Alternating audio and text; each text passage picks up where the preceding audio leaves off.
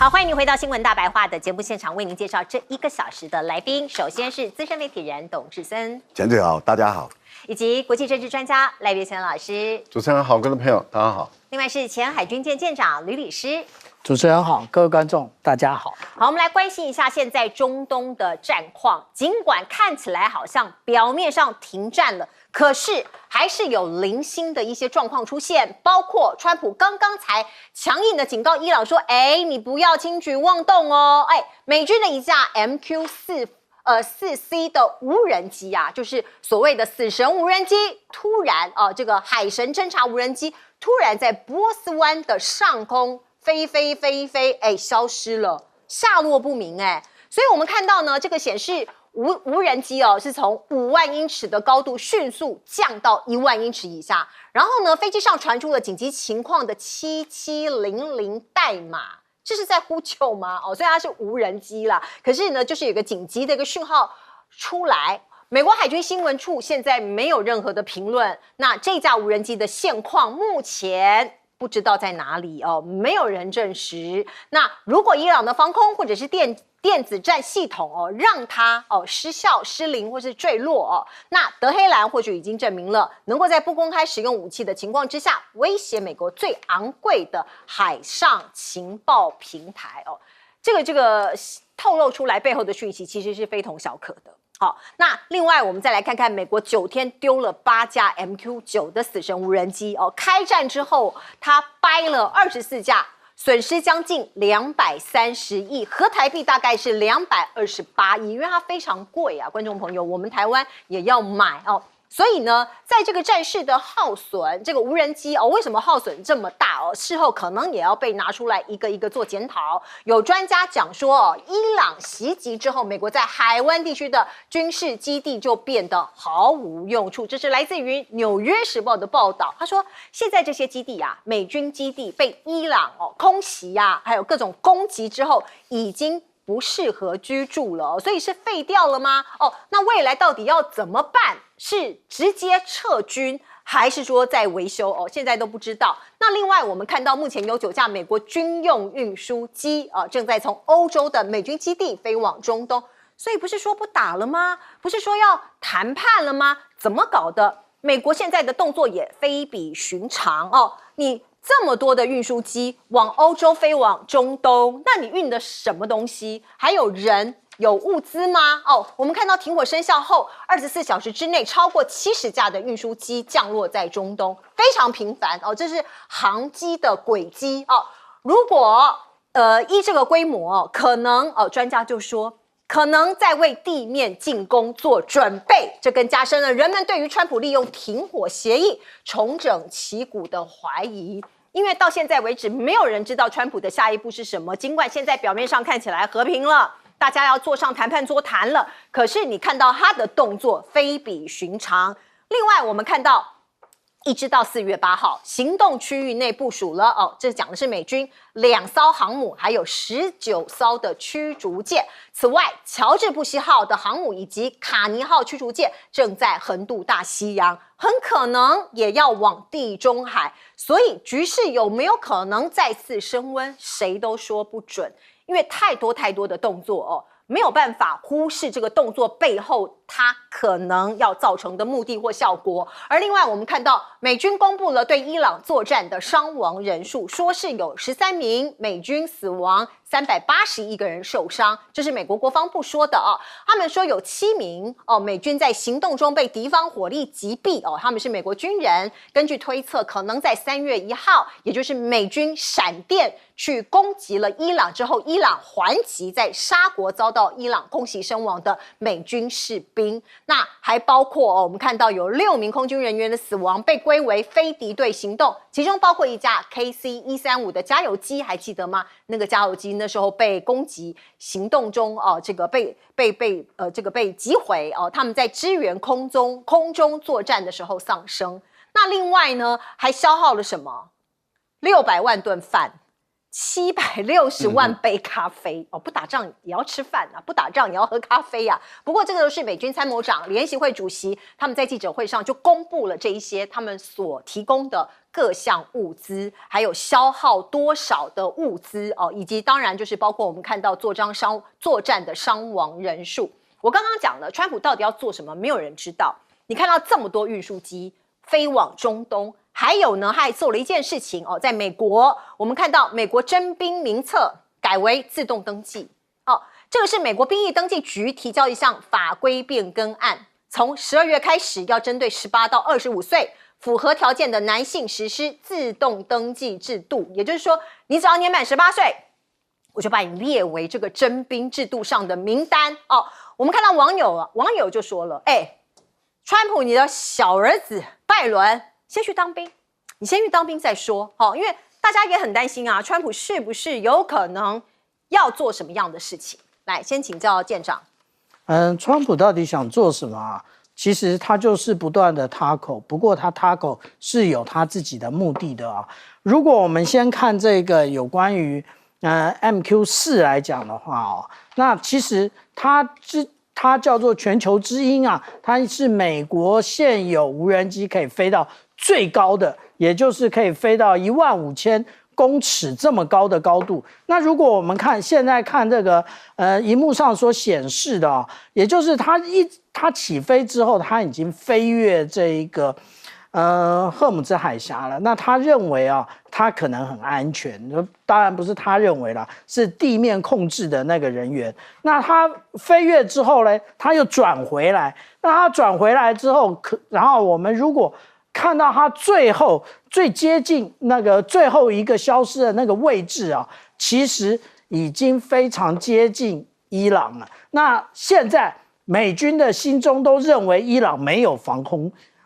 飞弹，那所以他可以这样有恃无恐的，但是偏偏不是如此啊，也就是他这一个绝对不是用肩射型就可以打下来的，它一定是这一种我们讲到的中程以上的防空飞弹才能够拦截。这种拦截呢，也不是第一次。我们可以看到2019年的时候，其实伊朗也同时的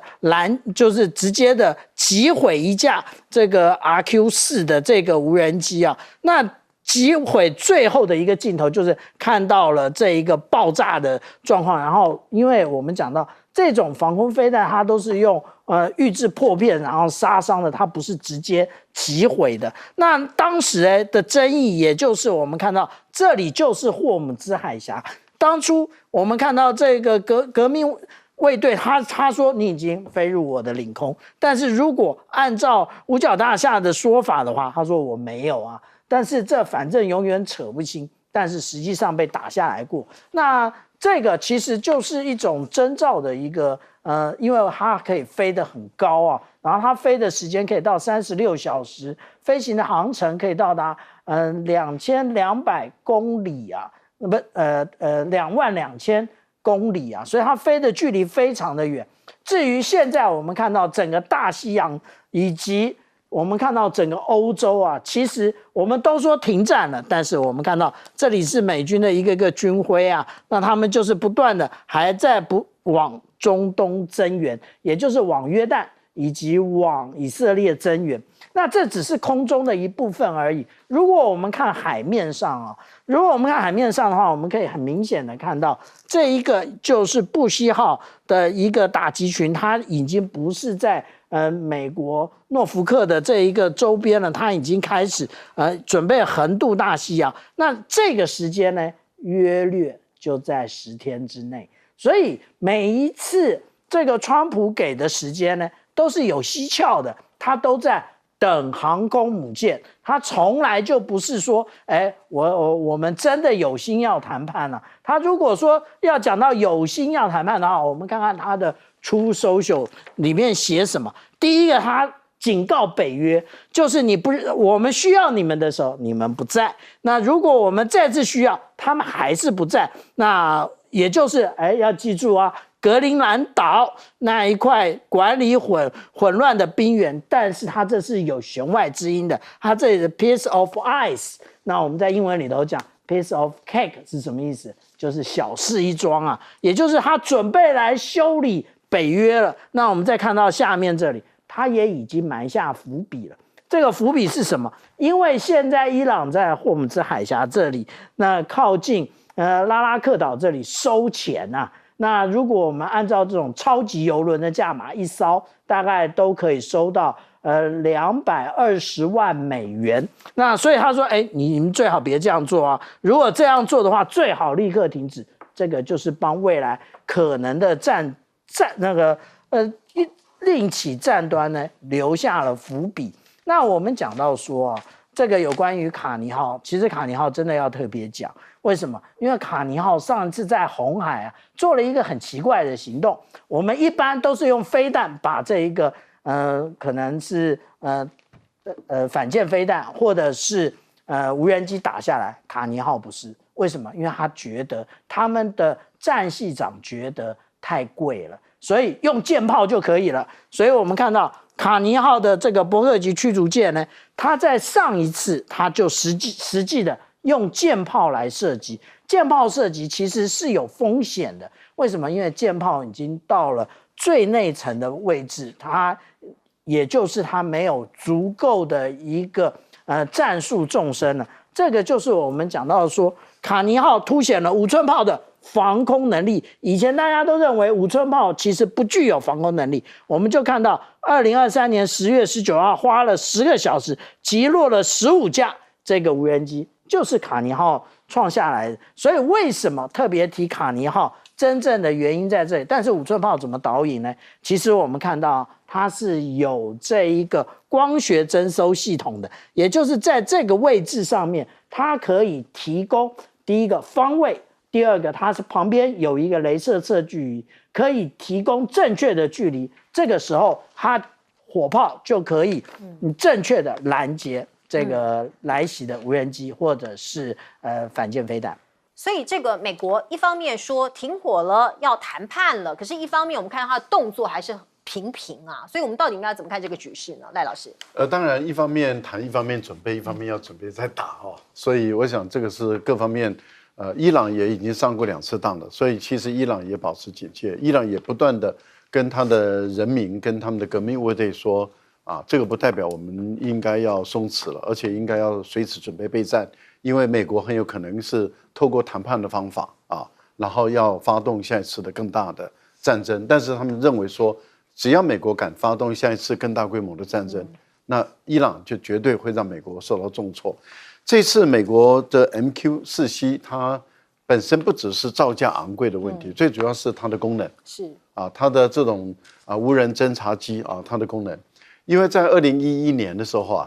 伊朗曾经采用电磁干扰的方法，把一架 RQ-170把它引诱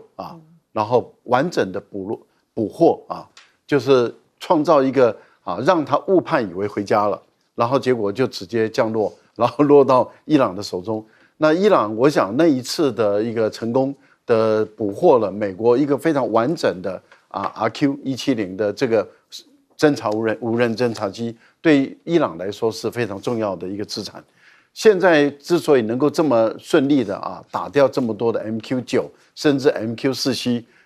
那这一架对美国来说的话，如果是完整的被伊朗又用电磁干扰的方法捕获过去的话，我想这个对美国损失惨重，因为他们拆解之后可以掌握非常多美国在无人机还有在通讯情报这方面的一些数据这个对于美军来讲损失惨重，所以美国一定非常的在乎这件事，也一定会去想方设法了解这架飞机到底跑到哪里了。如果有一天突然间出现了说伊朗已经分解完了，然后他可能把相关的讯息也跟大陆或者是跟俄罗斯都分享的话，这个对未来美国非常的不利。不过我觉得谈到《纽约时报》所放出来的这个讯息其实蛮重要的，也就是说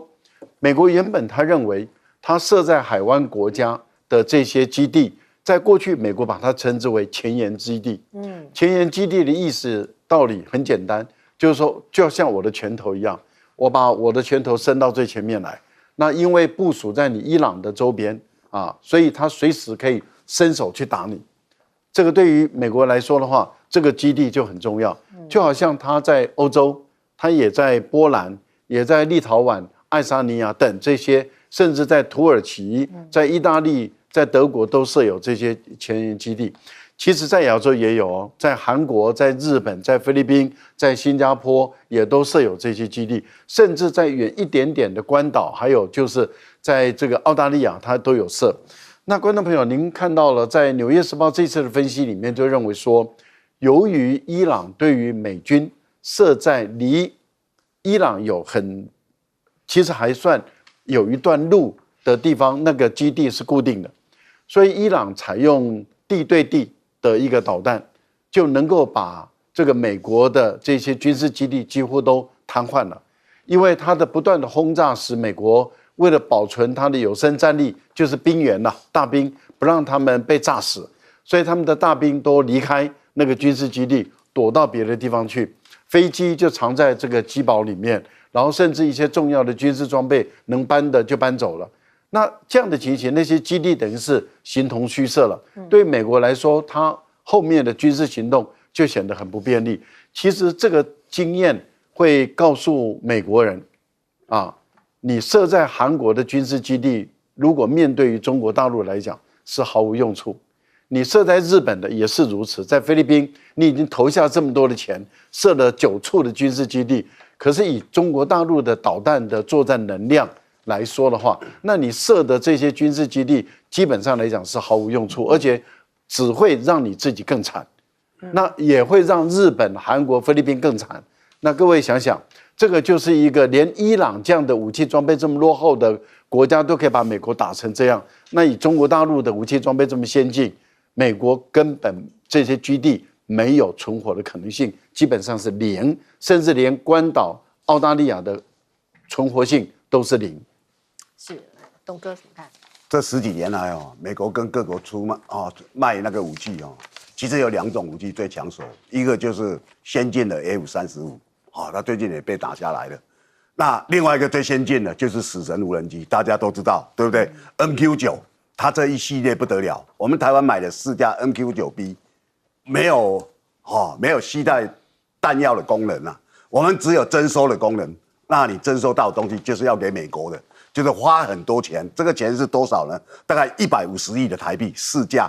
那今年秋天说要先给2架，明年再给2架，会不会送来？其实，大家都存疑啊。那在台湾把它翻译叫做海上卫士。那无人机这一次损失了大概10架了，超过10架了。大家可以看到，因为全世界都很纳闷啊，美国开启战端不管是俄乌他去鼓励，或者他自己去打伊朗其实全世界的很多买家都在看你的这款弹药、那款飞机、那个坦克有多厉害，战场实际上看好了嘛，所以他们厂商要去谈，他就把这个画面拿出来，你看，哇，某某国你看被我们什么样的摧毁，你看我们这个厉不厉害？那个价钱就好谈了。那无人机最有名的就是6年前，他们把伊朗圣城里的里长苏莱曼尼就把他刺杀了，他在机场就用无人机发一个导弹就把他打死了。那是伊朗革命卫队第2号人物那大家可以看到，那时候大家觉得哇，这个刺客的那个太厉害了吧那现在我们看见他们在伊朗这边吃杯，他们自己都不晓得为了什么，因为经过这些年的变化，其实是很多东西都可以来考量那这种无人机它虽然很厉害，可是它不是逆中啊，它不是逆中，那它有一套雷达系统，这套雷达系统叫RWR， 就是它可以等于说去有一个预警的一个作用。我们知道预警雷达是很厉害的，但是因为它放在机腹那它在经过这么多的战争它的缺点就出现了，就是说你的敌人如果从上空来打你，你就侦测不到嘛。所以现在伊朗的358型它这种拦截的那个飞弹它采取的是光电跟红外线。那这种和我们死神无人机这个系列的，它的那个征收系统就完全对它几乎没有什么效果。所以可以看到很多战争我们认为最先进的，后来都打了几次，很多缺点就出来了。那台湾要买的这个海上卫士，其实因为它跟我们要做防护里面是一个非常重要的系统，大家都知道嘛，都等着它来。结果现在看到了它里面很多窘态毕露了，这一场战争给我们很大的醒示，也在这里。全世界也都在看这场战争，不过战争还没有完完全全停止哦。我们此刻要关注的是黎巴嫩。我们大家知道美伊战争，以色列有参战，可是黎巴嫩因为它南部有真主党的关系，也被以色列锁定大轰炸哦。我们先来看看现在。所谓被屠杀之后啊，黎巴嫩的真主党誓死要复仇，所以他开始用远程的火箭弹攻击台拉维夫哦，这个地方当然就是以色列哦。所以您看到这个画面哦，这个是发射的源头是来自于真主党啊，那。他们是说我们没有办法，我们一定要反击啊！哦，因为我们的人被以色列屠杀、被轰炸，所以我们一定要让以色列付出代价哦。所以您看到真主党向以色列南部的城市阿什杜德发射了飞弹，而以色列遭到了攻击之后呢，他的国防军开始回击真主党发射阵地。他先把你这个发射器啊，这个阵地给毁了。那另外我们看到呢，现在整个特拉维夫、耶路撒冷哦，真主党就说了，这些地方我通通都是我的攻击目标。真主党说我要烧毁你以色列哦。那我们当然知道这两个这个以色列跟真主党已经是世仇了哦，就过去小打小闹，或者是少部分的攻击都不及这一次的规模大。我们看到以色列国防军就说，真主党可能会把火箭弹袭击扩大到以色列北部以外的地方，像是南部这个地方已经开始攻击了嘛，所以他们现在也开始整个带弹然后全力防备。可是拦截器数量已经锐减到2位数哦，拦截的数量。因为大家知道他们有铁穹哦，他们有很强的一个拦截的一个系统，可是现在呢已经越来越弱了，他们现在越来越依赖美国海军的飞弹防御能力。在此同时，我们也可以看到黎巴嫩的真主党也出动了无人机，这是 FPV 无人机，他们袭击了以色列北部哦，有一个地方的一辆哦，我们透过画面也可以看到，导播让我们看到这个无人机从远处过来，然后它袭击这个包括以色列北部的马加利奥特定定居的一个点的一辆以色列军用越野车哦，所以它是军方的车，它是这个飞过来哦，摧毁他们的一个军用越野车。那无人机在这一场战争里面被广泛的运用，已经不消说了。那另外呢，所谓的和谈呢，全世界都在看哦，有可能和平会来哦，所以这个在狂轰黎巴嫩夺300条人命之后，以色列说好，我下个礼拜要和谈。真主党不可能答应啊，他不理。他说：“你大轰炸，4月8号才刚刚哦，在我们的真主党大本营，包括贝鲁特以及其他地区展开最大规模的轰炸，超过300人丧生，上千人受伤。你打完了之后，你炸完了之后，我们死了这么多人之后，你告诉我你要和谈哦，所以现在看起来真主党已经不愿意了哦，所以这个伊朗总统也发话了。”因为这个真主党跟伊朗是友好的关系，所以伊朗总统裴泽斯安说，你以色列空袭已经违反了停火协议，所以让这个谈判已经失去意义了。伊朗人不会抛弃黎巴嫩的人民哦。那当然，其他世界国家也都在看这一场战争哦，所以谴责来自于西方国家，尤其是西班牙。我们看到西班牙的外交部部长说你这个地区的局势原本出现一线希望，就是和平谈判。可是你以色列对黎巴嫩的袭击是对全人类良知的真正羞辱。所以呢，西班牙将重开驻德黑兰大使馆，希望借此鼓励各方致力于谈判，推动地区的和平稳定。而作为一个斡旋者，巴基斯坦他也说话了。我们看到这个巴基斯坦的防长就批评以色列哦，他话说得非常重。他说，以色列近年来分别在加萨、伊朗、黎巴嫩掀起流血冲突，以色列是恶魔，是人类的诅咒哦，所以他的话说得非常非常重。那纳坦雅胡到底为什么这么好战呢？他不愿意停火的原因是什么呢？我们看到《卫报》就报道了，他说纳坦雅胡他赌上了一切，可是内外受挫，现在恐怕成为伊朗战争的最大输家哦。我们看到以色列的国际地位本来在加萨的大轰炸那个时候呢，已经他整个颜面啊，还有国际地位都受损了。那现在呢，被指控犯下种族灭绝，而且如今恐怕会进一步恶化。那个时候加沙把它围起来，狂轰滥炸大家很多外界估计可能几万个平民，包括小孩、包括妇女，在加萨这个地方已经被屠杀了。那现在呢，又再度对这个包括黎巴嫩做了一些事情。所以我们看到，在这个时间点呢，以色列的法院重启审判，因为纳坦雅胡之前有一些贪腐案所以以色列的法院宣布，纳坦雅胡长期延宕的贪腐审判将于12号重启，所以有可能变成一个变数吗？来请教赖老师。我觉得不能排除哈，因为现在很明显的，以色列也发觉内塔尼亚胡采用这种不断的连外的征战的方法维持他的战争内阁，那以维持战争内阁的名义那么一直去延宕他的这个官司涉及贪赌的这个官司的一个运作。那现在法院也发觉内塔尼亚胡原来是采用这个策略。那他们本身不愿意他们的司法的独立性、公正性受到挑战，所以他们要启动对于内塔尼亚胡，不管你这个是否还在发动战争，国家是不是还在进行中，国家是不是还在危急，他们还是要去处理，因为他们并不清，他们如果不尽快处理的话，内塔尼亚胡他就食髓知味了，他就发现说我逃过一劫了，原来我可以用这种这个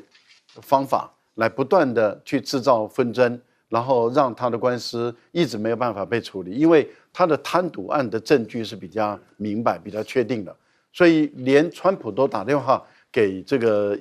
以色列的总统，寻求以色列的总统说，你就给内塔尼亚胡特赦嘛，你给他特赦，什么事都没了嘛。但是以色列总统认为说，我怎么可以给一个贪渎犯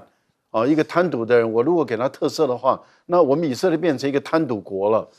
我好像想起，我好像想起台湾有人好像一直主张马英九给某一个人特赦那变成台湾是一个很贪渎的一个地方。这个好像也不应该还好马英九守住了，现在的以色列的总统也守住了，真是不错表现得很好，避免我们台湾沦为一个贪渎的一个地方对于贪渎犯给他特赦，给他大赦，那以后每个总统都拼命贪就好了。那以后可能有些人会认为说，贪的还不够，200-300亿不够，我应该贪个1兆或者1-2千亿放在口袋里面，反正你们一定会给我特赦嘛。这个是题外话。但是我个人是认为说，以色列的法院的处理是对的，是正确的。我觉得一个贪渎犯一旦确认以后，该送到监狱就送监狱了，因为这个没有这个保障，没有司法豁免的因为任何一个人贪渎，只要在他位置上，不管官再大再小，那么实际上就应该要下台一鞠躬。台湾在这方面还是有欠就该修正，因为我们现在以后在任何在位置上的贪渎犯，不管你是总统或是谁，那么一旦涉及贪渎，就直接拔掉，不用等到你卸任以后再去起诉。是，来请教舰长。前一段时间有100位的这个国际法的学者，或者是国际法的法官直接联署就是国际法的重要性，但是没用为什么？因为纳坦雅胡其实就是个标准。我们这样看我们大家讲的现在的联合国的宪章第2条第4项讲得非常清楚，不得使用威胁或者是武力，不要说武力了，连威胁都不行。可是我们来看看纳坦雅胡，他将以色列的部队挥军北上，直接打黎巴嫩。那我们另外讲到第51条呢，来讲到说，如果受到攻击的时候，安理会必要采取必要的办法。安理会想不想采取办法？想美国一票反对。所以我们这样讲美国跟以色列其实都是这一个世界为什么动乱的真正根源。所以我们看到巴基斯坦的这个防长他说以色列是恶魔，那是人类的诅咒，一点都没错。我们这样看Foreign Policy 这一个期刊里面特别讲到，纳坦雅胡会破坏伊朗战争的停火协议吗？答案一定是肯定的。为什么？因为其实我们讲到现在那个伊朗说就是那个如果黎巴嫩持续受到轰炸且伊朗没有被纳入停火协议的话，伊朗将放弃停火并采取强硬回应。川普知不知道？川普知道川普说我现在正在向以色列施压，但是施压有没有效，这是一个很大的问题啊。那我们来看看啊，现在的黎巴嫩的南部其实就是遍地炮火的这个样子啊。然后呢，以色列坚称他打击的目标是真主党，但是以色列军方屡次袭击的却是人口稠密地区，他就是想要让这一些平民把真主党挤出去。然后而且呢，那在这个地区的观察家也特别讲到，以色列正以黎巴嫩的医疗系统为目标，这一个方式大家是不是觉得耳熟能详？因为他们之前在加萨走廊是不是也是专门打医院？所以我们这样讲啊，其实以色列做这些举措啊，根本就是纳坦雅胡应该直接逮捕。但是有人逮捕他吗？没有。他可不可以到美国？可以。他可不可以到这个联合国大会？可以啊。所以联合国秘书长不用再讲了，你直接应该就把他送到国际刑事法院啊。你有送吗？你没有。那讲太多一点用都没有，而且还让纳坦雅胡直接在联合国大会上面演讲。这个是发生在去年的9月26号，他还说这是诅咒啊！诅咒他讲的是哪些国家？他讲的是叙利亚，他讲的是伊朗，还有伊拉克。他现在他们就是要发动一个宗教战争，然后直接消灭这些诅咒。所以我们说啊，这绝对没有过分啊。也就是这个纳坦雅胡的问题，如果不解决的话，我们可以看到12日，也就是刚刚讲说，以色列的法院要重启对他的审判，他一定在11日的半夜开始准备立刻再发动战争，让法院审不下去，因为又在作战之中。董哥怎么看纳坦雅胡？怎么看黎巴嫩的问题？大家记得几年前美国带头之下，然后在联合国控诉说中国大陆对新疆实施了种族灭绝，然后大家就通过，就开始谴责啊，没有任何证据。但是现在纳坦雅胡在加沙走廊已经杀了7万多人，有一半是女人跟小孩啊。他的种族灭绝全世界都看到了，那活活演给你看，没有人讲话了啊，这就叫做种族灭绝。这当着全世界所有的媒体，杀给你看，就是这样。记者也被杀，连记者也被杀，记者被杀了，几乎每个媒体的记者都被杀，都有。那大家看到就这一幕，就觉得他为什么敢这样？因为他是美国的小弟，在中东的小弟啊，是美国在那边的一条狗啊。但是这一次跟伊朗的战争，你就可以看到，我们常常在讲一句话，叫做狗摇尾巴，现在变尾巴摇狗。美国也就下去了。川普反正觉得说，我如果好好的打这一仗，在2个礼拜、4个礼拜把伊朗打垮了，我3月31号跟习近平见面，我走路有风啊，对不对？这么大的国家，你看跟我投降了，结果没有。那今天其实在美国就目前为止，在美国很热闹是怎么样？MAGA的那些名嘴每天吹捧川普，现在都跟他唱反调。川普很气，在自己的上面写啊，你们这些人乳蛇，你们愚蠢，你们是要驳反面。大家看了哈哈大笑。这些捧川普捧了好几年的这些名嘴都看不下去了，这就是我们今天看到了。但是大家也很清楚，其实在整个中东我们像纳坦雅胡这么嚣张的，他当然有美国的犹太的那个社会在挺他嘛。那挺了，其实现在已经大家都没办法忍受了。我最近在网站里面看到很多以色列的人民啊，他们在网上说我们被打了怎么样，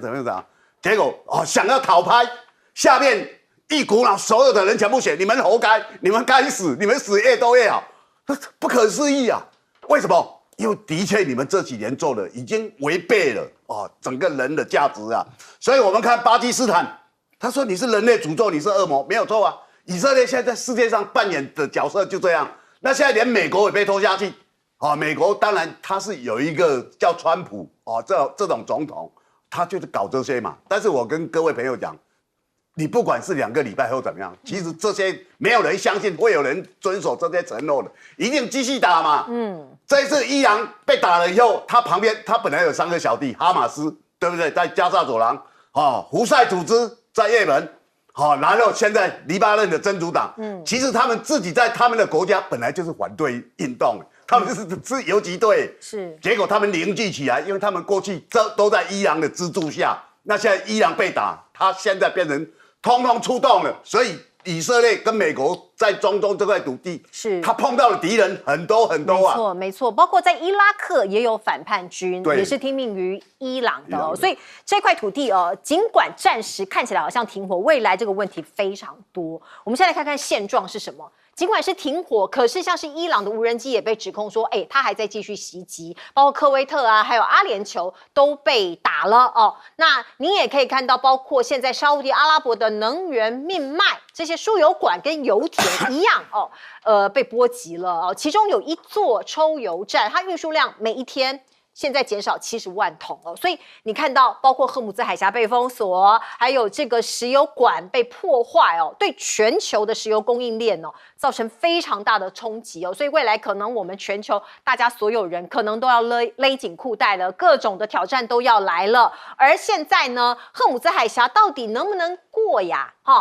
伊朗现在每天就是允许15艘船通过哦，尽管川普说，你要给我全面开放呀，这个根据停火协议至少这2个礼拜你要给我开放啊，可是没有用哦，这个现在这个管制权在伊朗的手上，他每天就是让你15艘船通过。我们看到包括川普不断的在社群媒体上贴文，他就骂伊朗。说你这个管理的很差呀，你不能收这个通行费呀，一直不断在空中讲这些话。可是现在呢，越来越多美国的学者跟一些专家就在讲了，他说因为这一场战争让川普的手脚都被大家看破了，包括美国被他拖下水，走向苏伊士时刻纽约时报说，这个对伊朗开战重创了美国的信誉，现在中国成为最大的赢家，吃鹰保泰嘛那另外呢，有一个民调 Political 最近针对欧洲国家，包括西班牙、德国、法国、意大利、波兰还有比利时6个欧盟国家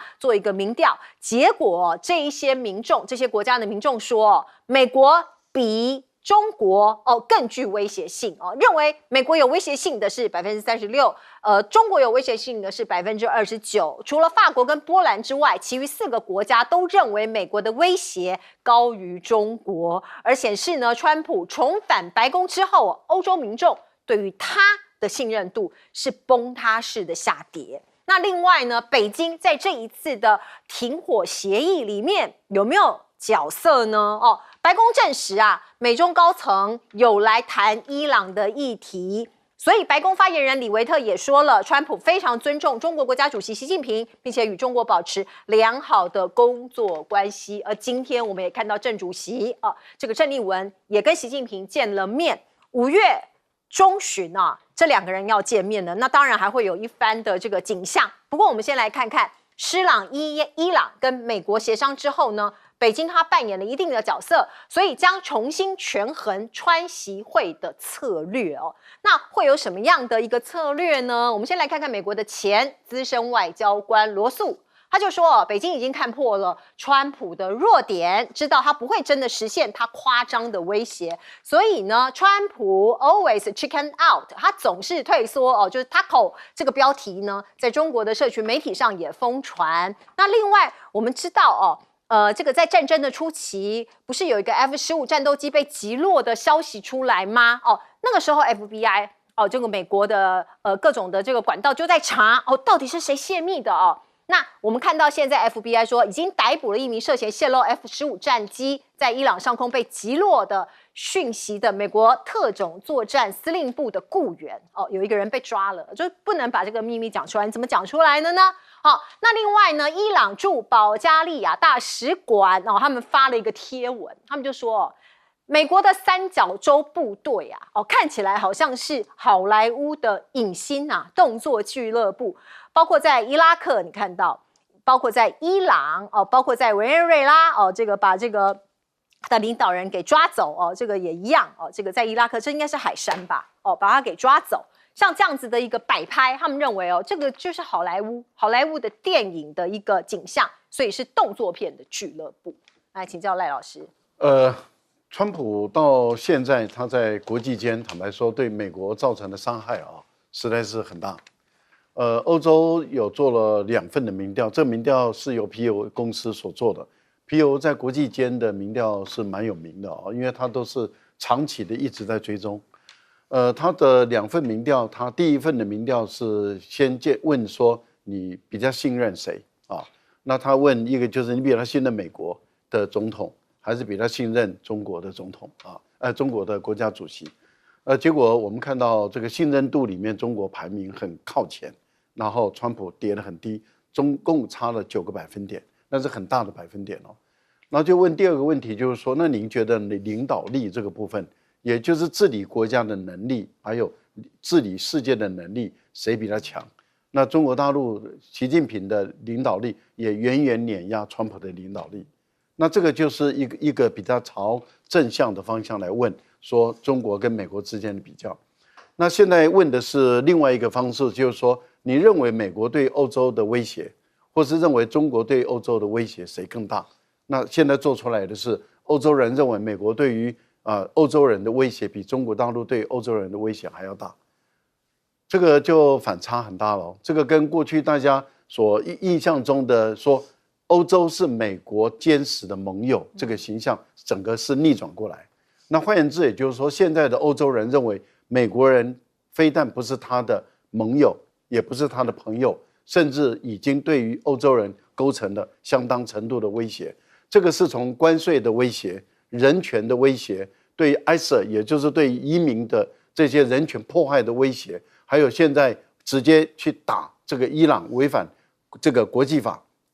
违反美国的国内法，直接去打伊朗的这种战争的威胁，而且威胁要对于欧洲要惩罚、要制裁，然后要退出北约等等的这些，都让欧洲人对于美国认为说，原来战后的美国到现在开始，这是一个分水岭，你不再是我们的盟友，你也不是我们的朋友，你是我们的威胁了。我觉得这个影响是很深远的。如果川普这样子一直走完他的任期都没变的话，那这个刻板印象就会慢慢形成了。整个欧洲人他们的意见会反馈到他们的政治人物。那像吕特这种哈巴狗这种去谄媚的，他在他们的国内也好，在欧洲他的形象跟影响力跟地位会一落千丈。现在吕特已经变成里外不是人，川普把他骂得像狗一样，回到欧洲，欧洲人把他骂得像狗一样。那我们可以看到吕特现在的情况处境真的是很悲惨中国大陆有帮川普弄了一个下台阶，也就是最后斡旋成功的时候，川普自己都承认了伊朗也承认了，也就是事实上是中国大陆那么斡旋最后的那个关头，那么推这一把的时候，让伊朗愿意跟美国和谈。可是问题就是现在的和谈何其难还没谈的时候，你以色列这样子狂轰滥炸，所以使所有的和谈又失败。那你为什么美国连以色列都管不好？美国，你川普到底有能力还是一个没有能力的人？你自己要证明你是一个有能力的总统至少要管好纳坦雅胡嘛。他管不好的，管不好。我们进一下广告。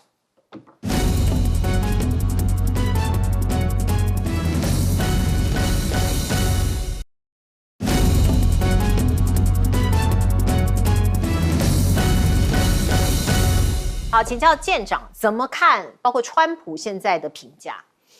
我们现在看到有关于川普，其实也就是他成就了修昔底德陷阱。修昔底德陷阱一直都是既有强权想要压制挑战强权，或者是挑战强权想要向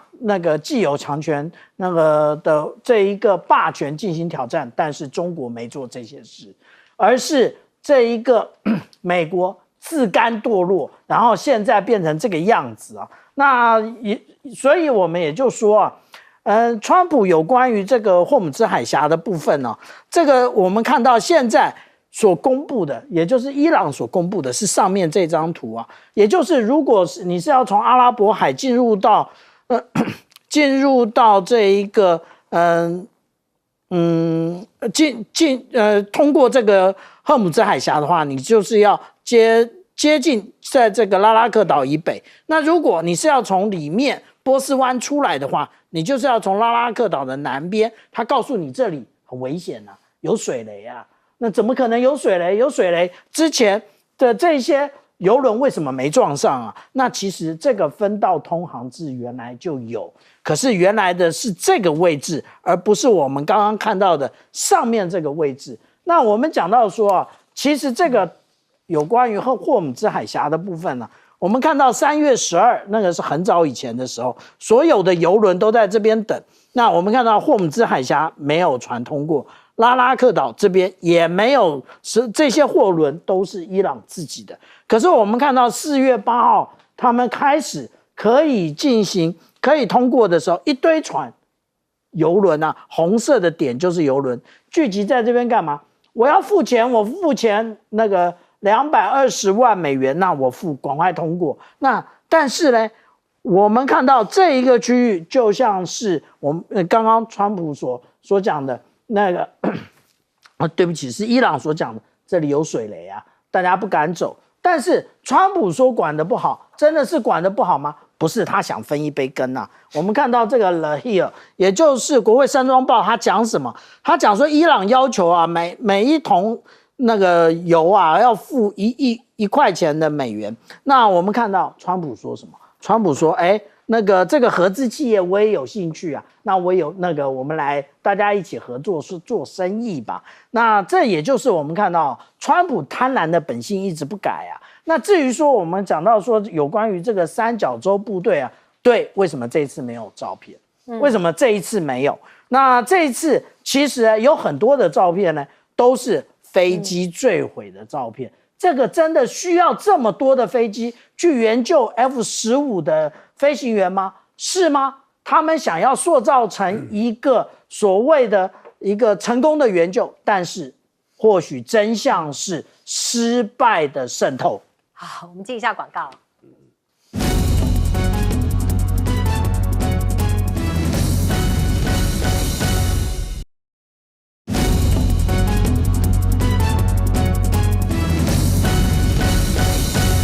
时间留给董哥。大家看了这场战争出乎大家意料，伊朗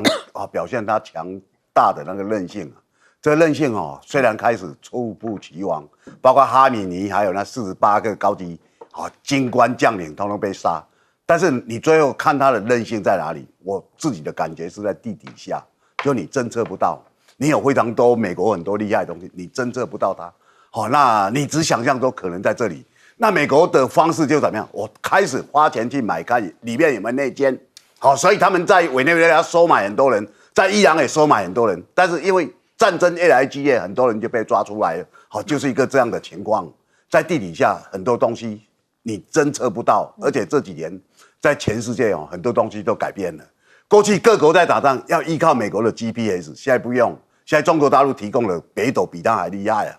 那这个一下来的话，就是代表你一个战争里面的眼睛啊，所以你很多导弹或怎么样往哪里射，让美国测不了。那美国以前可以掌握你，因为这就是他们自己国家的系统。当你摒除美国的东西的话，你跟他好好的来打一仗的话，他就慌了手脚，因为他过去他能够了解的就是你用我的东西，我用你的间谍，但现在不是了，现在我在地底下。我们是一个高原国家，又这么大，希望你进来你就死定了，管你三角洲还是海豹部队现在伊朗有这样的底气。所以我们现在看到的状况就是这样也就是伊朗